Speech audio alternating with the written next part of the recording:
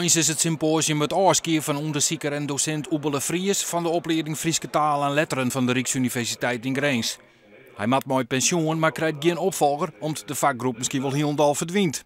En daar zit ik wel mee. En daarom is het van mij extra lastig om dit werk uit te gaan. Het is afskeer van Fries met een V en afskeer van Fries dreigen tenminste met een F. Dus wat hier gebeurt in Grains is dat wij worden fuseerd met Europese talen en culturen, een grote opleiding. En daarbinnen krijgen wij te min formatie, dus te min mankracht. Fries wordt net opvolgen. Hij weer de enigste oud-Fries 16e wraad, tenminste fulltime aan een universiteit verbonden. Daarmee is zijn vak in één keer naar Giechem. Maar ja, is dat slim? Dat is slim. Dat is heel slim. Waarom?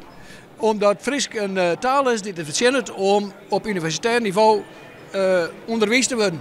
10 en 15 studenten volgen colleges Friesk, maar er staan officieel met 2 inschreven. Want Friesk als tweede studie kost het onder rug zo'n €1000.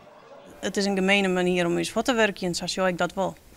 Ze gaat het heel moeilijk maken om Friesk erbij te doen. En de meeste studenten die het hierin die doen het Friesk, wilst ze al mijn orenstudie aan de gang binnen. Ik vind niet dat er een heel iets beetje doet om het Friesk te promoten. Ik heb het gevoel dat ze wel van u zou willen.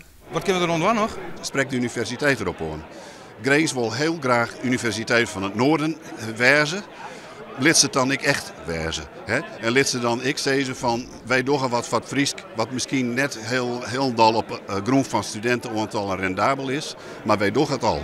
De studenten komen 8 juli nog in actie in het academiegebouw en op de website redfrisk.scanamodu.nl staan een voorbeeld protestbrieven. Wat ik doen kan is zelf een brief schrijven naar Halbe Zijlstra, want hoe meer mensen dat doen, hoe beter het is.